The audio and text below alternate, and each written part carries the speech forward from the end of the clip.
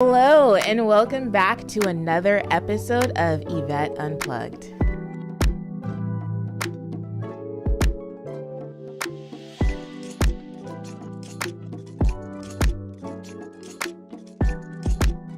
Per usual, it's Wednesday. Happy hump day. I would like to start our episode with Woman Crush Wednesday. And today's Woman Crush Wednesday is Shayla Caldwell. Did I say it right?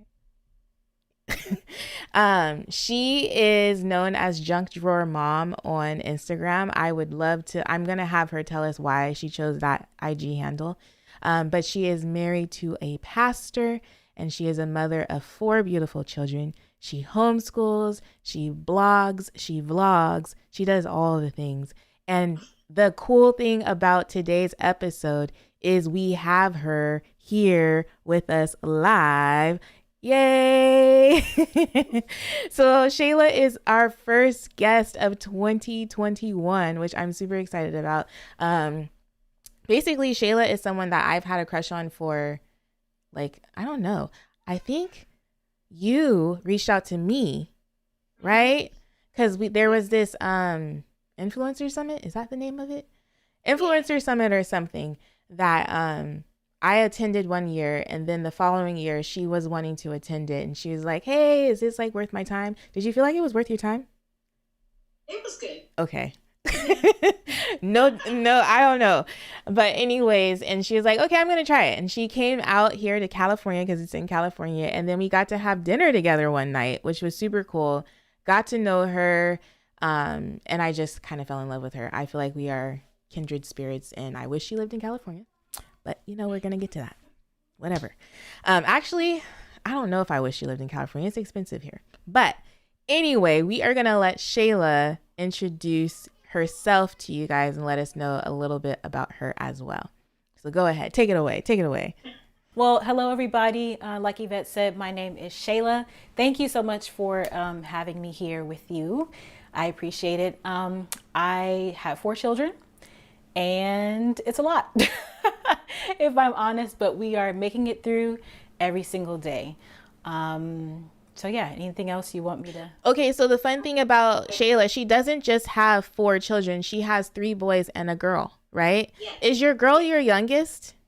She is the youngest. Okay, so that is a difference between the two of us. But she has 3 boys and a girl, and your daughter is about a year difference between her and Anaya? So she will be 4 in July. Okay, yeah. So a few months. Anaya will be 4 in March next month. So yeah, I just her family is beautiful. If you don't follow them on Instagram, you should. Why do you call yourself Junk Drawer Mom? Where did that come from? So when we lived in Canada, my husband took a ministry job there. And so we had some friends.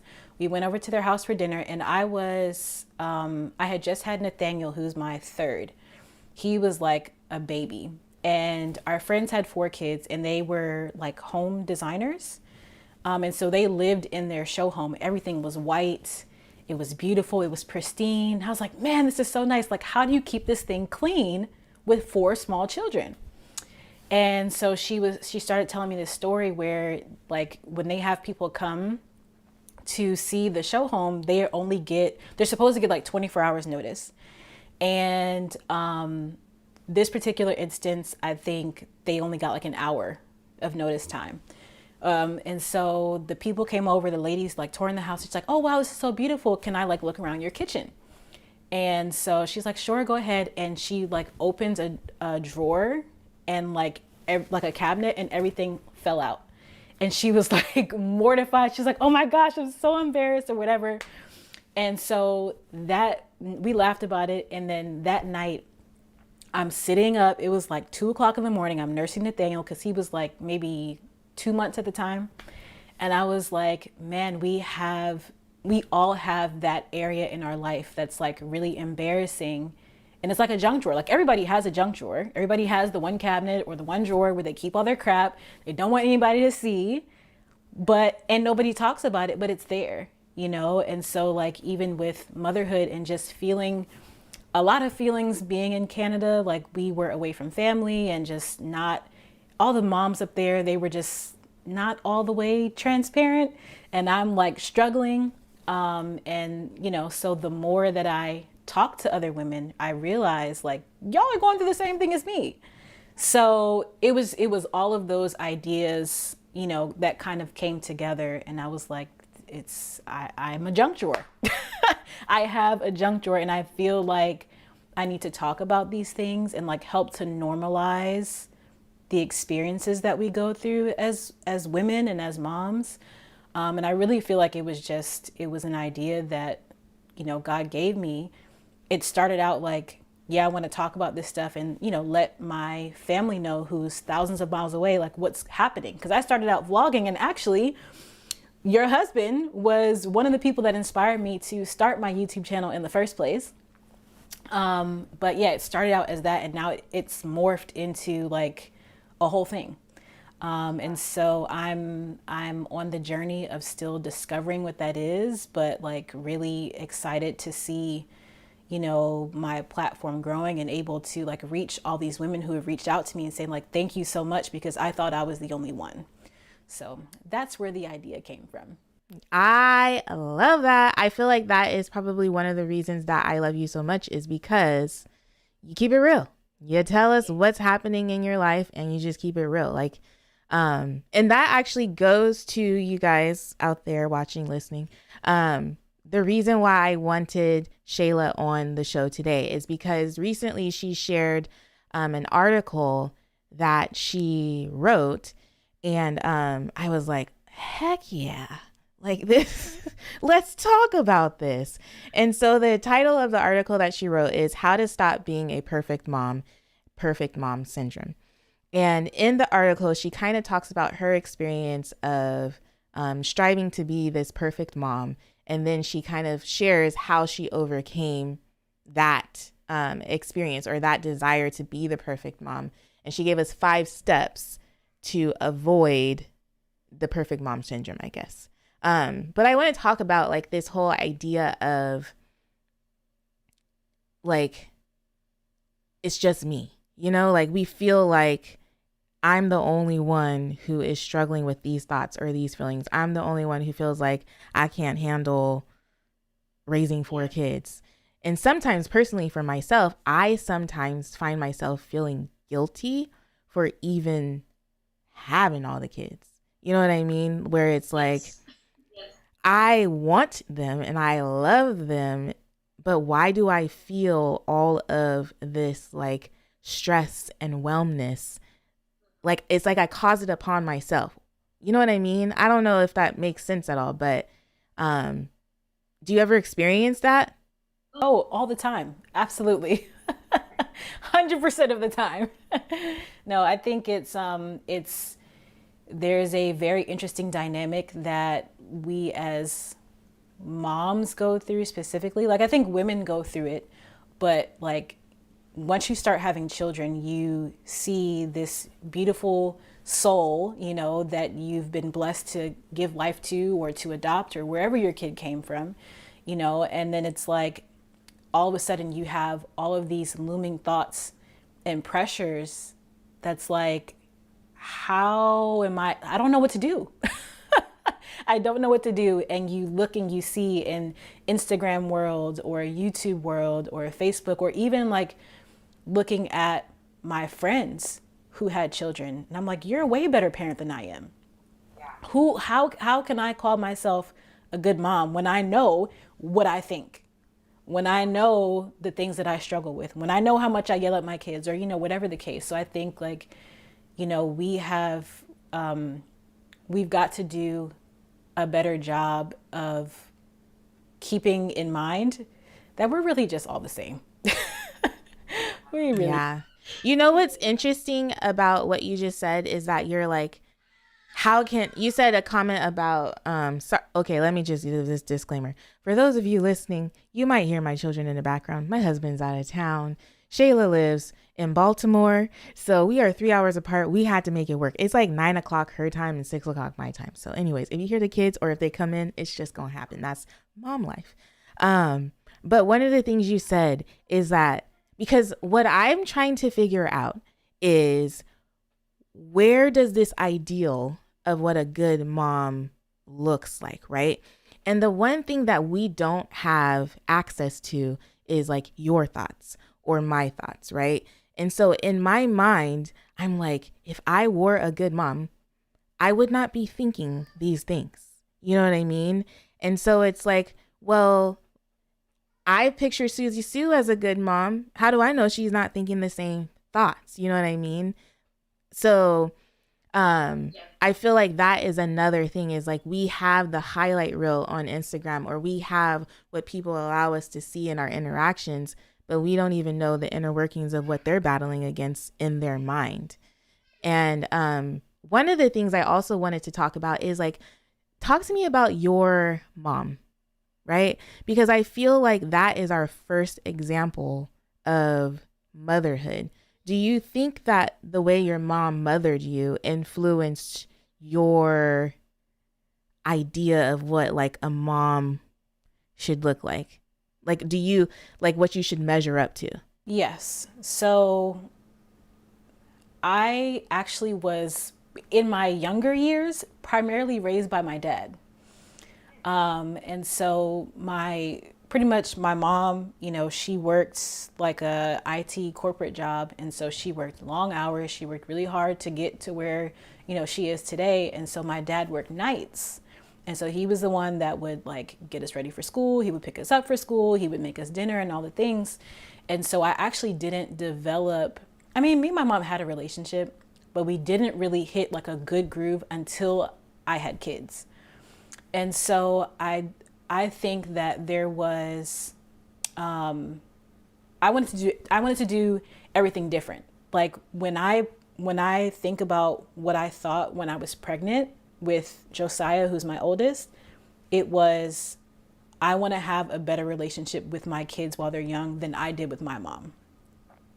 And so I think that I probably put too much pressure on myself, because I'm thinking, okay, I have to do better. I know what my mom did, but I have to do better. I have to do different. But I don't know what different is, because it's different. And so then you start beating yourself up, because it's like, I see myself going down the same path as, my mom and dad, and all this childhood trauma starts to come up. And it's like, how do you deal with that? And there's still an element, like it's a journey, of course, but since starting therapy, like it's become a little bit smoother of a journey, like on a road to figuring out what is my groove as a mom, because my relationship with my kids is not me and my parents. It's different. We're different people.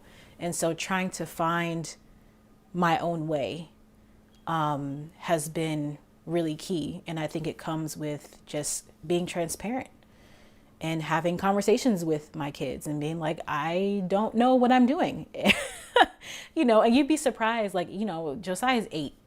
He's not that old, but he still understands. And I'm able to like be honest with him, and he can ask me questions or even challenge. Like, Mommy, why do you do this? Why do you do that? And I'll ask him, what are things that I can do to be a better mom to you? I ask my kids all of those things, like once every couple of months or so, just to see what they say. But yeah. I love that.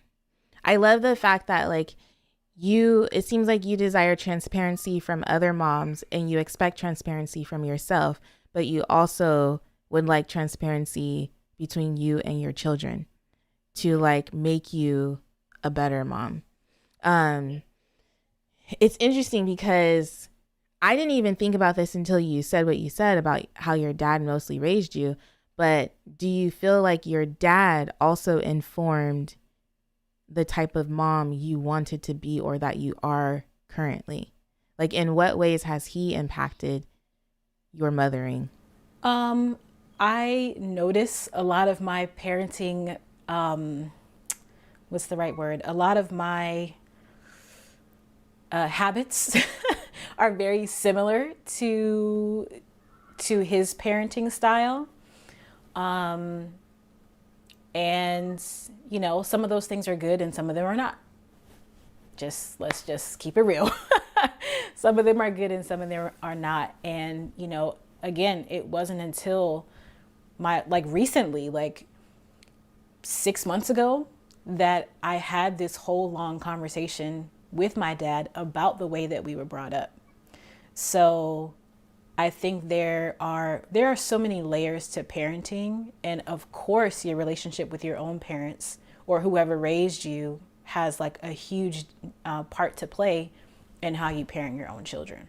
Okay, this is kind of going off topic, but I've realized that the more time I spend in therapy, I get a little freaked out when I realize like the whole family of origin impact on who I am today. And I start to get paranoid about like how I am creating a family of origin for my own children. I'm like, in what ways am I impacting them negatively? Yes. And I'm like, oh, shoot. What am I going to do about that? Like, how can I combat it in a productive way? You know? But I think things like being transparent with your kids about, hey, I don't know what I'm doing. I'm figuring this out one step at a time, 1 year at a time, is really important. Tomorrow, Theophilus is going to be 8. Well, by the time you guys watching or listening, he will have turned 8. But he turns 8 tomorrow. And I'm like a little bit freaking out because I'm like, oh my gosh, I've been a mom for 8 years.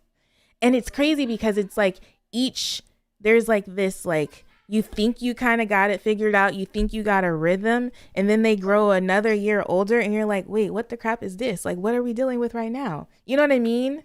And like, he seems like he's not a young adult, but like his maturity is just growing and growing and growing. And so it's like, I have to learn a new kid to parent.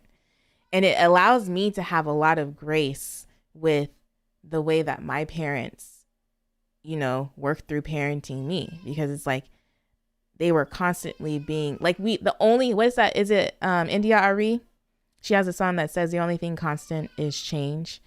And I just think that is really like important to realize as we mother, because not only are our children changing, but we are changing ourselves. Like the lens through which we see life. Like I thought that I would spank my kids. Not to say that they don't occasionally get a spanking, but like I thought that was something, because I grew up getting spankings. Well, I didn't get a lot because I was a good kid. Anyways, just kidding. But like that was something that was a norm growing up.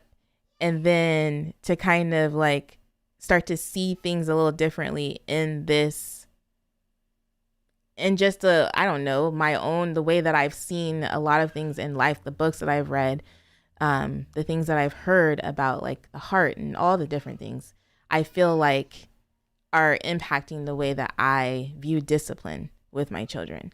And so I don't know. And then the crazy thing is too, like discipline looks different for every parent and for even every child. Like, let's not even, woosah, I don't want to go there. This is not what this podcast is about. But I do want to get to your article.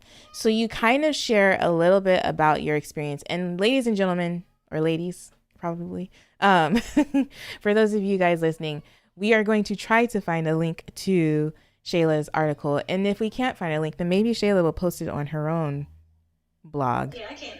You know what? I should just put it on my website. Yeah, so that we can so that you guys can read it, because it's a really well written article. And it actually, I don't know if you've seen the article trending. I think it was the New York Times or something, where they followed 3 different moms around who were like working from home or just stay at home moms, homeschooling and doing all the things. Have you seen that? It's been trending on social media.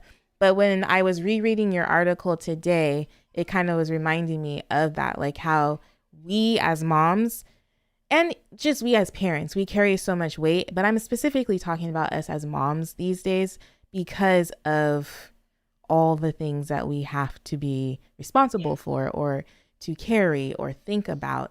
And anyways, what you were saying really spoke to me. One of the things that you started out the article with was how Rodney, your husband, walked in on you emotionally upset because you were nursing your 10-day-old 10-year-old.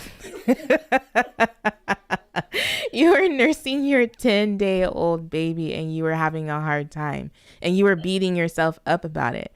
And can you share a little bit about that experience? Yeah, of course. So this was with Josiah. So this is 2012. And I vividly remember sitting up against, we had this huge, like, king size bed set that somebody had gifted us. And I'm trying to nurse this little boy. He's 10 days old. And this kid just would not freaking latch. And I just remember being so frustrated. And I was like, I know it was combination, exhaustion, brand new baby. And then not really, like, it's awkward. Like, your body is different, you're tired, and then you have this baby who, like, he doesn't know what he's doing either. He's a new baby. And so when I left the birthing center, the midwife was like, it's going to take you probably a good 2 weeks, to get into a groove with nursing. I was like, okay, yeah, sure, no problem, and 10 days. And I was like over it. And I couldn't take it anymore. And I just, like, broke down crying. It's funny now. It was not funny then at all. But the hormones. yes, that too, and I was just like, I remember Rodney coming in and he was like, what's wrong? And I was like, I'm a horrible mom. And he was like, you've only been a mom for 10 days, babe. Like, it's okay. Like, you're gonna make it. You got a long road and you're doing great. And I was like, I don't understand why I can't nurse him properly. And he's like, okay, this is what we're gonna do. We're gonna get him a bottle and then you're gonna take a nap. And I was like, but I'm supposed to nurse him. He's like, it's okay. Just, like, let's take some deep breaths and, like, you're going to be okay. And then, like, 2 days later, we went to the lactation consultant and they helped me. But I just remember feeling so defeated. And, like, I'm a mom. I'm supposed to be able to know how to nurse. I'm supposed to be able to give my kid everything that they need and not be frustrated about it. That's what I like. You don't want to say that, but that's really what we think, and it was a very unhealthy time. How old were you when he was born? I was 24. Okay. So you had spent 24 years not being a mom. And then 10 days into motherhood, you were like, I'm going to be the perfect mom. I'm going to nurse my baby and do all the things. It's just, that's how we are. That's how we roll as mamas. Okay. So then you talk about several different things. There was one thing that really resonated with me that I want to read. You said there's no such thing as a perfect mom. It wasn't until I stopped and was like, hold up.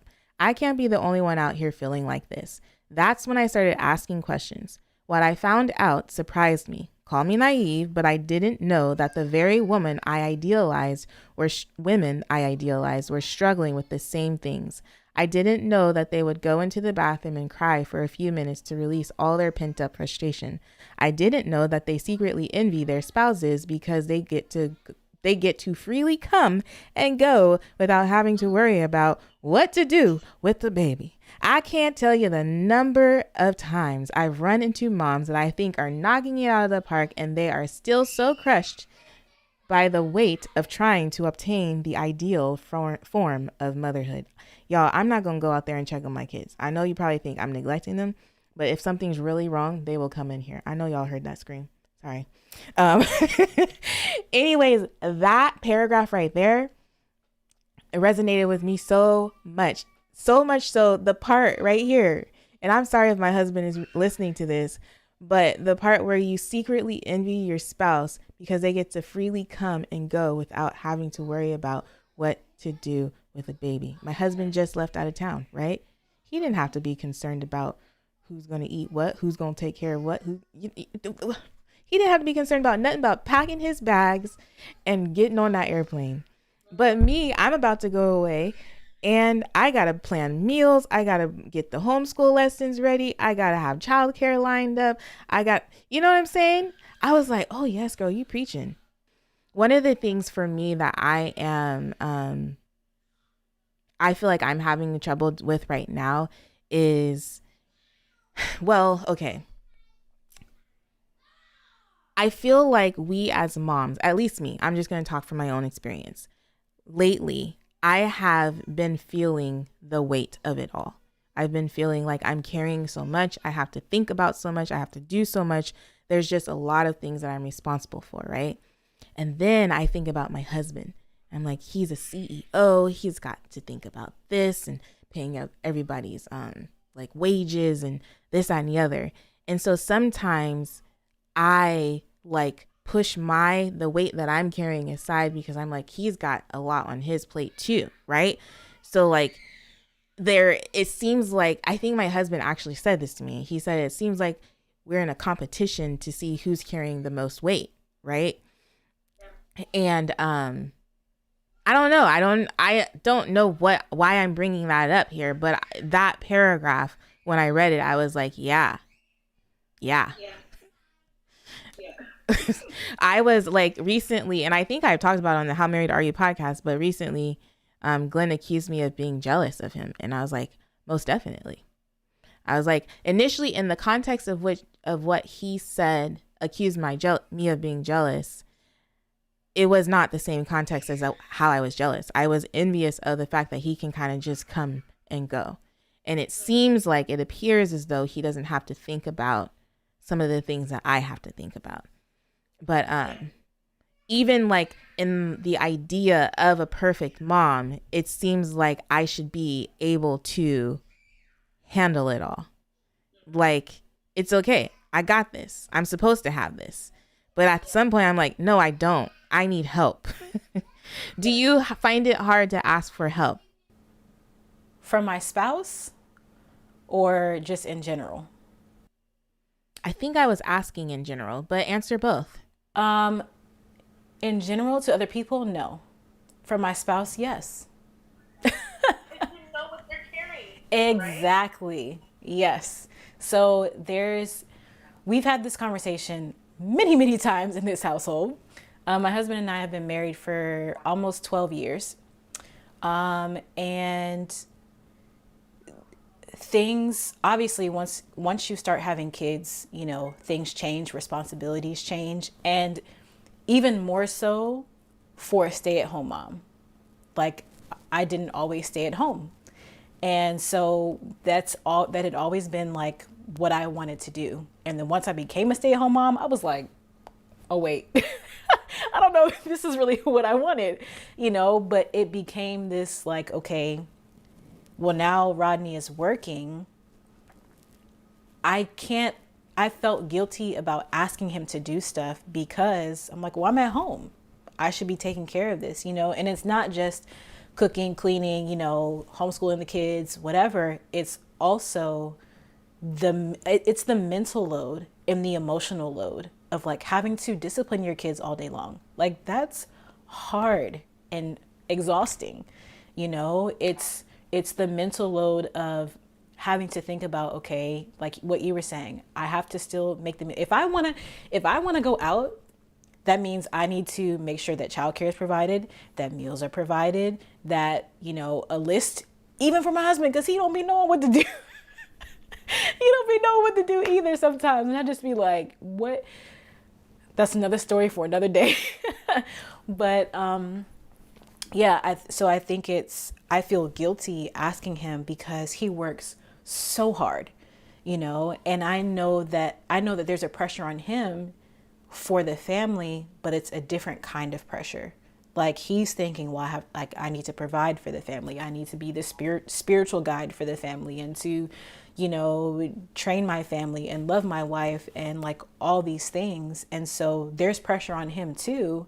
It's just a different kind of pressure. I think that women don't always understand. And so I'm more likely to ask for help from somebody else before I ask for help from him, if that makes sense. Oh, it makes sense. I hear you, girl. I hear you. I I hear you so much. I actually think I hear a child crying. So hold on a second. I'm back. Homegirl is upset. I don't know why she's upset. Oh, that was still recording, wasn't it? Okay, that's good. Um, yeah. Anyway, where were we? Yes. Yes. Sometimes it is easier to ask for help from other people than your spouse. Like sometimes I'd rather not inconvenience my spouse and just get help from others. Um, oh, I was gonna also ask you because you were saying something about like you were. So when you started out, you were a working mom. From the time we were married up until the time I gave birth to my oldest. And then I was like, I don't want to do that anymore. I really wanted to be a stay-at-home mom, but we just didn't have all the coins that we needed. So the church that I was at had like an academy, and they also had like a little daycare. So I switched and taught music part-time that first because Josiah was born in October. So I taught from like half the year, January to the spring. And then he was right next door to me. I could go over, I could nurse him whenever I needed to and all that.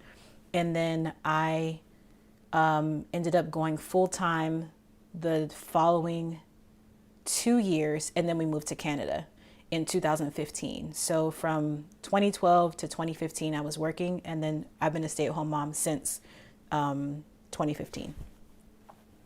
You know what's interesting is I was a working mom for my first two kids. And then when I was pregnant with Anaya and she was a girl, I was like, because my husband was the stay-at-home parent for the oldest two. So when I found out that I was pregnant with Anaya and it was a girl, I was like, oh, I just can't let Glenn like raise my daughter. I was like, I have to be home for my daughter. And so I just stopped. I just didn't go back to work.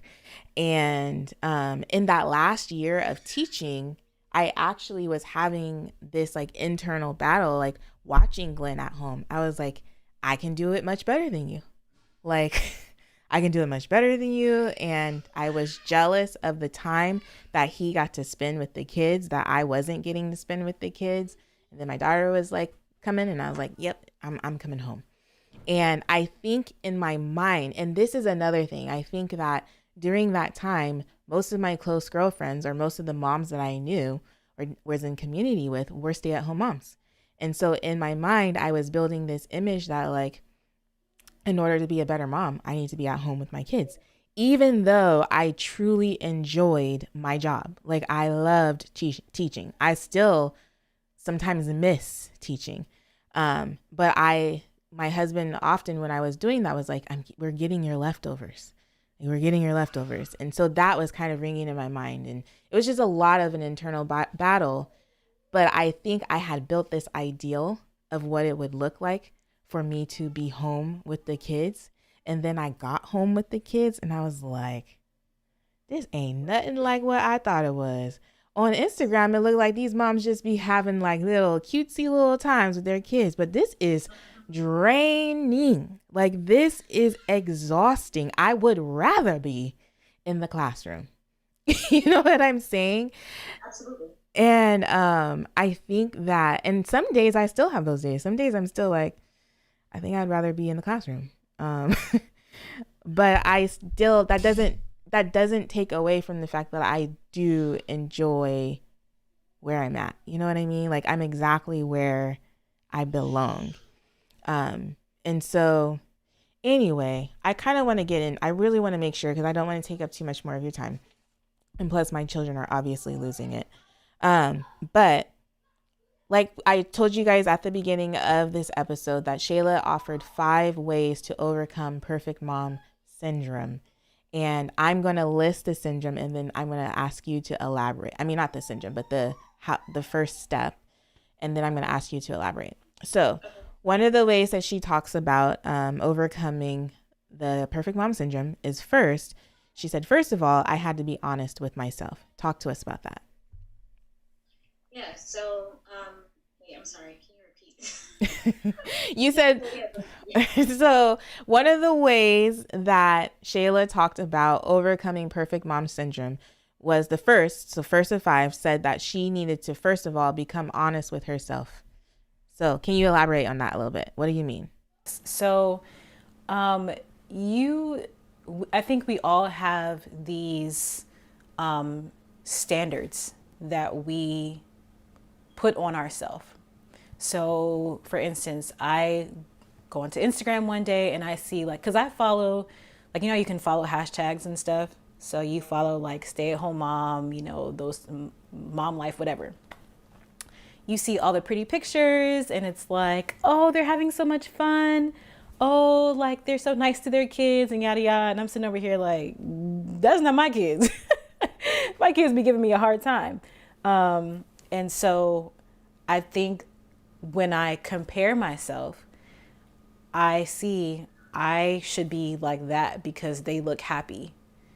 Or, I should say this because when a mom told this to their kids, they got this type of result and their kid turned out this way.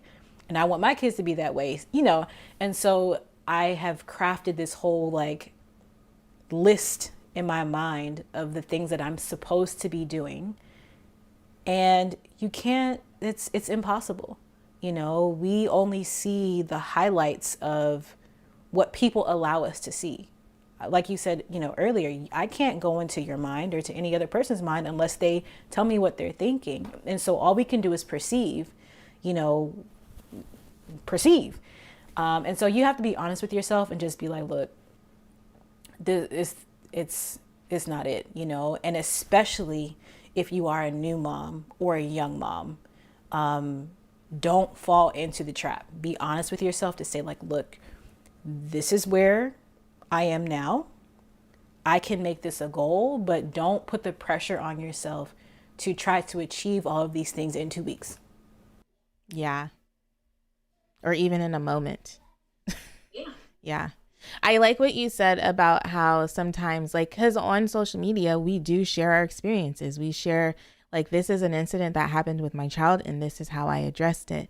And one of the things that I think in the being honest with yourself is that, like, that person's child is not the same as my child. So how they achieve that breakthrough may not work with my child and have the same outcome. I think that's really valuable for us to realize. Step 2, you said you had to be honest with others. So first, be honest with yourself, and then second, be honest with others. What do you mean? So, I am the type of person that has always, not always, but often struggle with trust and vulnerability. And when I look back over the friendships that I've had, I don't know that I was as transparent or as vulnerable as I could have been. And so when I moved to Canada, away from all the friends that I had before, and, had to make completely new friends. And like, this is another thing. Let me just go on this tangent real quick because it irks my nerves. Especially growing up as a believer. Christians have this, there's a very much like everybody throws around the term Proverbs 31 woman, right? Like 100% believe that is attainable and achievable, but don't fake the front. Okay. I feel like we put that on a pedestal and make that to be perfection. But what our view of perfection is not doing everything the right way. And I think that growing up Christian, there was this belief that was taught that you have to do everything the right way to be the perfect mom. And so when we moved to Canada, it was a very conservative church, and it was like, you don't let people see the struggle. Like, you don't let people see you cry. Like, you come, you present your kids, they're all clean, they're pristine, they say yes ma'am, yes sir. Like, they don't speak unless spoken to. Just very much, these copycat little. And I'm sitting here thinking to myself, like, come on. I know that you all are not like this when you're at home. Where is that person? And so it wasn't until I was like, and I'm the type of person, and I'll say this, my husband more so, is the type of person that's like, I don't have anything to fake. So we gonna be ourselves around all these Caucasian people, and and we're just gonna be authentic. And so that his personality, I think, has inspired me to just be honest. And it wasn't until then where I started being like, I don't know how do you deal with this? How do you deal with your kids breaking all the blinds in their room? Because I know I'm not the only one whose kids have done that. How do you deal with them constantly throwing the ball when you ask them don't throw a ball and they break a window? I know I'm not the only one dealing with it. And they're like, wow. And I would do this in public forums or like in a group of women, and they'd be like, wow, like I would never have thought to talk about that here. I'm like, why not? I know if I talk to you one-on-one and you said, yeah, man, I totally understand. And then we get in a group and you don't want to talk about it, that doesn't make sense. So I think like that is the next step. You're honest with yourself and you realize I ain't got the sauce. I need help. And then you go to the people around you and say, do y'all have the sauce? Or like, help me, I'm struggling. Like just to even raise the flag to be like, I don't know. And I think that needs to be normalized to say you don't know. And just like be comfortable with not knowing and putting yourself out there. My husband has this phrase that he goes, on the other side of fear is freedom. And I think vulnerability is scary. And yes. So that's a lot of times what prevents us from sharing our mess, like sharing how much of a mess, like even those examples you gave, they were cool examples, but there are people in the world who are struggling with raising children who are having sexual identity issues, but within the Christian community, nobody's going to want to, my child does not struggle with that. You know what I mean? There are like serious struggles happening that people have already experienced breakthrough with, but they're not, because someone's not being honest about their own struggle, they're not getting the help that they need. And so I think that when we are honest with others, when we are vulnerable and we put ourselves out there, freedom comes from that. Like we get to cry the tears that we've been fighting in like for so long. You know what I mean? And I just, I am 100% in agreement with authenticity and vulnerability. Step 3, you say, is I had to change my belief system. Talk about that. So your beliefs inform your actions. So if I don't believe that I am you can't be a perfect mom, but you are the perfect mom for your kids. And so if I don't believe that, if I don't know what my value is in Christ, if I don't know that he's the one that has entrusted me with these children, and that if I have to allow myself to be vulnerable enough, even with God, like to say like, God, I need help with this. I need you to live your life through me and help me raise these children. If I don't know that, if I don't know my value and my worth, how can I then act as if I do? It doesn't make sense. And so, this is totally a journey, 100% a journey. I go through these ebbs and flows of like, I'm not worthy to do this. I don't know why God gave me these kids. Like, it's frustrating. I'm a horrible parent. And then there are some days where I'm like, I'm rocking it. I did that this week. And so, I think everything always comes back to what it is that you believe about yourself. and then let that inform you of what your actions should be. Yeah. I love that so much. I that's so interesting that you say that, because a lot of times I have to encourage myself by saying that God chose my womb to form their innermost being parts. You know what I mean? And if he chose me for them, then I must have the sauce or whatever it takes in order to raise these kids, because he is so faithful to complete the work that he has begun in me. And so I love that. I do believe that that is true. That is actually something that I am choosing to work on for 2021, is just kind of like allowing my belief system to shift into what the word says, like what God says, because I think so much like my inner voice kind of gets louder than his, and it needs to be the opposite. So yeah, I really love that. And then you said step 4 is progress. What do you mean?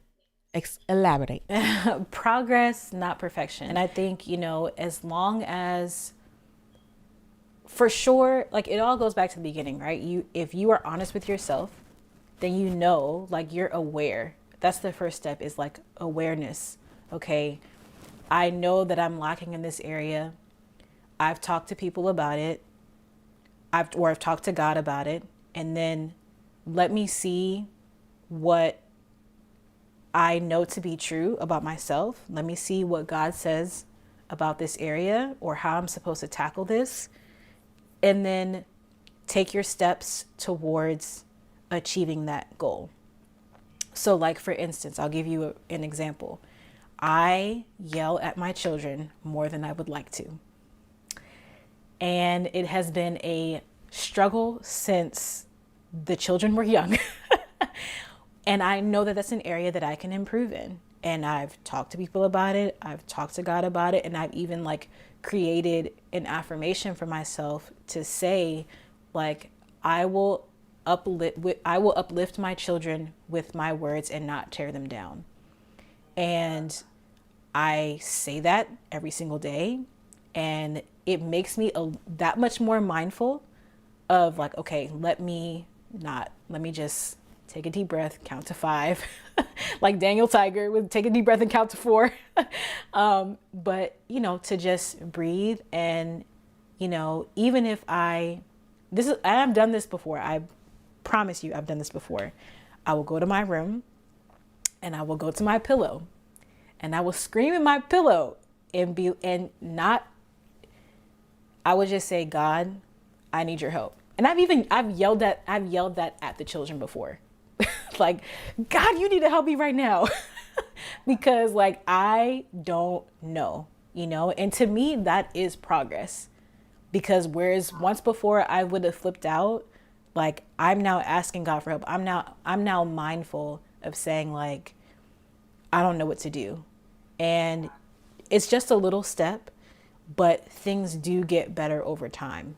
So I like to say progress, not perfection. Ooh, that's really good, especially in dealing with perfect mom's syndrome. It's more of a becoming, like we are becoming. I'm even looking at my mom. Her youngest is, how old am I? I'm 33. Her youngest is 28, right? And so he just got married and moved out of the house.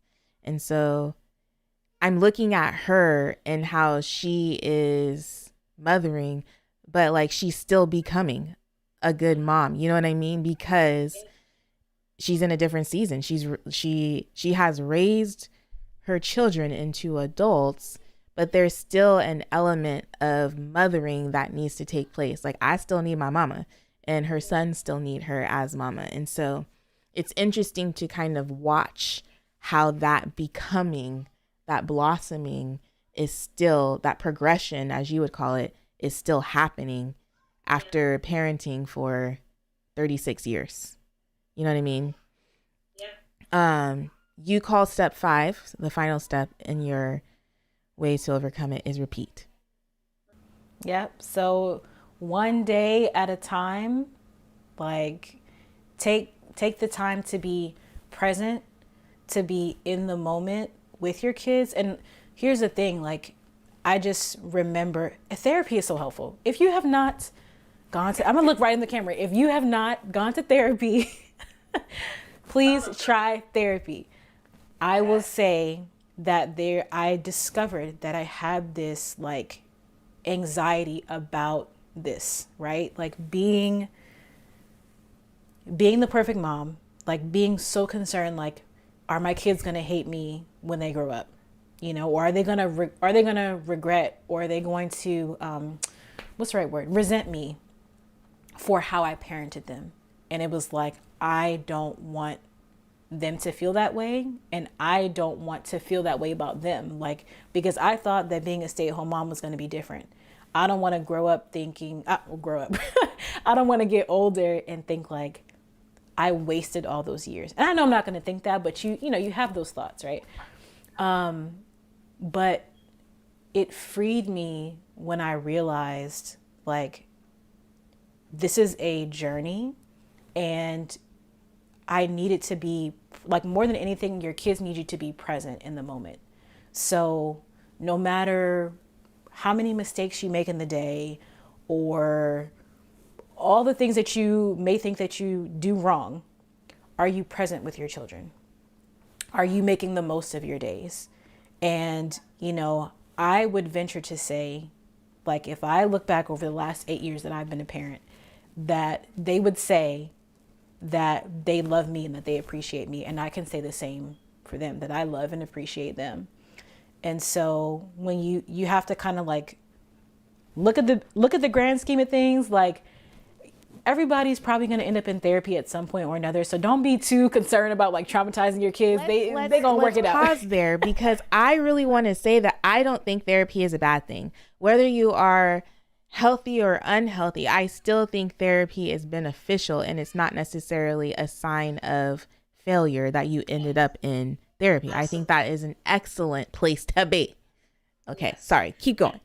But yeah, I mean, like, just, you have to look at the big picture, you know, to say, like, this is years and years and years. If you are just present, and if you are just consistent in being like intentional with your time and intentional with the relationship that you build with your kids, then it'll happen. Like, I heard this thing the other day, and it said, who cares if you're afraid? Who cares if you're insecure? Just do the steps. Like, it doesn't matter. It doesn't matter what all the other stuff is going around in your head. If you just do the steps, you're going to get the results. Like, you don't have to do or be all this extra things. Just do the steps. Yeah. I love that. Well, thank you so much for being my first 2021 guest on Yvette Unplugged podcast. I'm going to recap your steps. So, in order to overcome the perfect mom syndrome, step 1 is to be honest with yourself. Step 2 is to be honest with others. Step 3 is to change your belief system. Step 4 is to progress. How do I want to say that? Yeah, that's good, right? Step 4 is to progress. Am I capturing that accurately? Step 4 is to progress, and step 5 is to repeat. And my brother always says, improve, not impress. He's talking about his workout routine. But I think that is a good way to think about this here. It's like, you know that there are always things that you can be working on, whether it's in your motherhood, whether it's in your womanhood, whether it's in any kind of role or responsibility that you have. And so it's just a matter of keeping on. We are all a work in progress. And so I'm so grateful to have had you on this podcast. Can you tell people where they can find you? Yes, so you can find me on pretty much Junk Drawer Mom everything. Instagram, Junk Drawer Mom, YouTube, Junk Drawer Mom, my website, junkdrawermom.com, Facebook, Junk Drawer Mom.